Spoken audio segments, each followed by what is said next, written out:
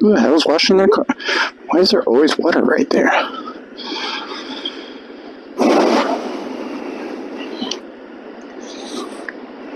So yeah, just taking a nice cruise to the, I like that werewolf. I think it's like 13 foot, 15 foot, skeletons, werewolves, phantoms, and all that are like the best addition to Halloween decorations that have been released in a while. Like, sure, there are some clever ones, like, you know, 2 skeletons holding a coffin, and the coffin is like, you know, a place for beer. You know, you can basically use it as a cooler filled with ice and beers or soda or whatever.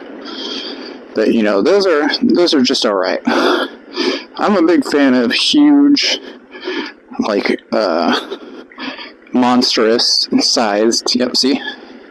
That's probably why they do it. It's like monstrous, but anyways, I really like those. Those are cool.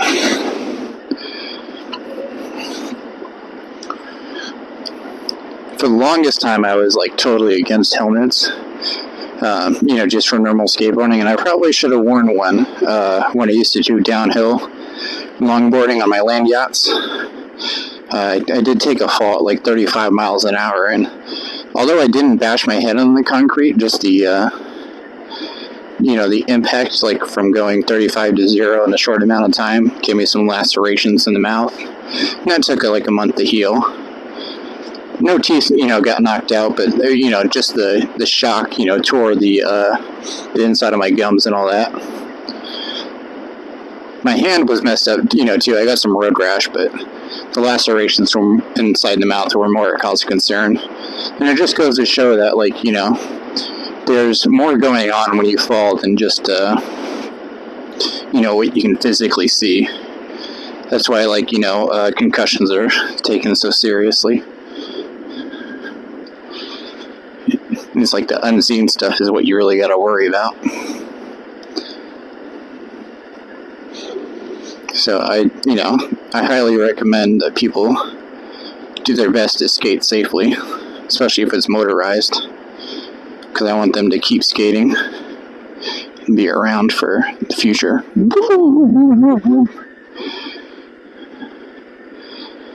That's why you see me wearing, like, you know, this denim jacket. Like, it's not a fall, you know, it's not designed for falls, but it is some protection. Better than, like, a wool hoodie or something like that. Let me make sure now I'm coming on the left, and we're good.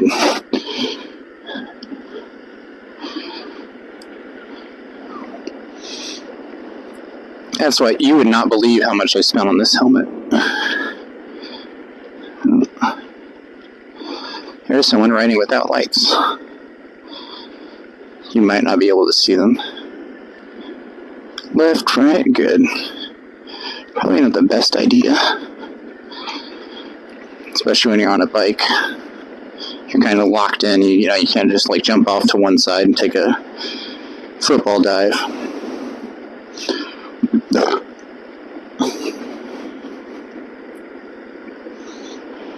Nice little turn here, and accelerate. There we go.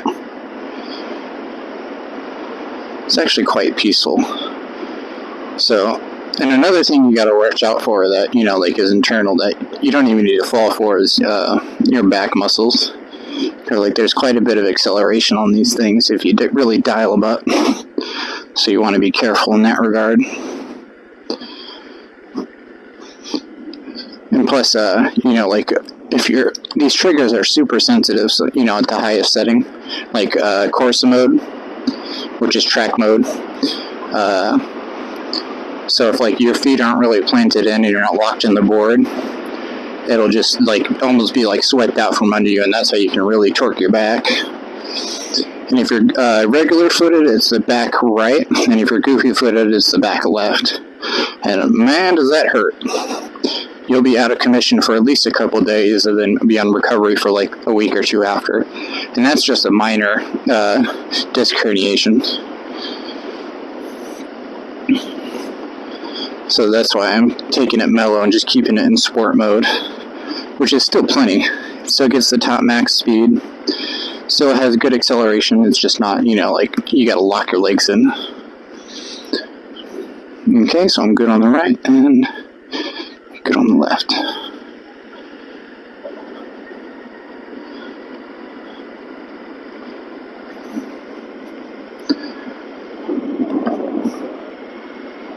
Whoa.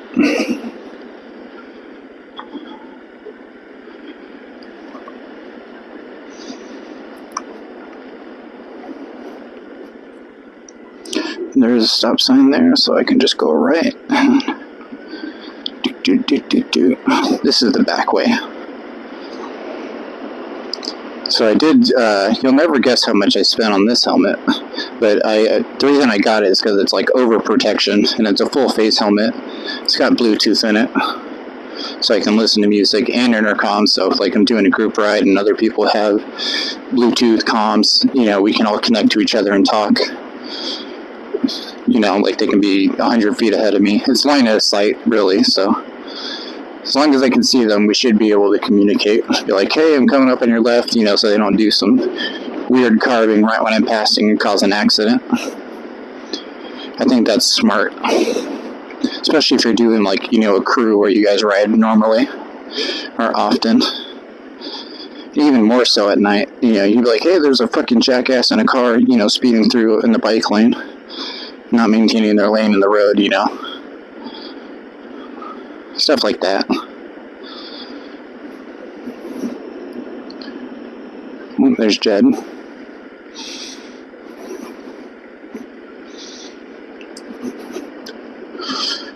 Alright, just going uphill.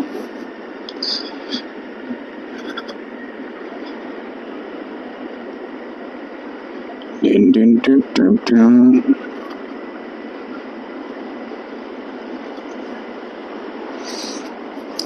Well, thanks. I'm totally blinded by your lights. I don't need to be on.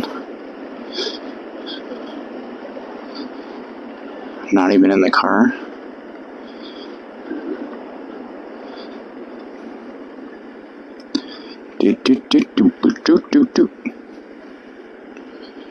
Still got some carviness, and it's plenty steady at high speeds. This is almost perfect. I'll break them in for another few days, and then probably torque down the back one a little bit more, just for stability, you know, extra stability. Nope. And then we should be good. Maybe a quarter turn on the front one. We'll see what it feels like when it loosens up.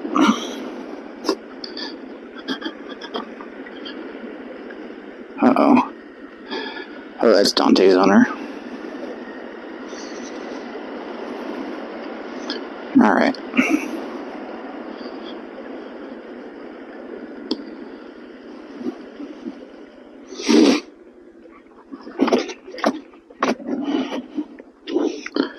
Stop recording.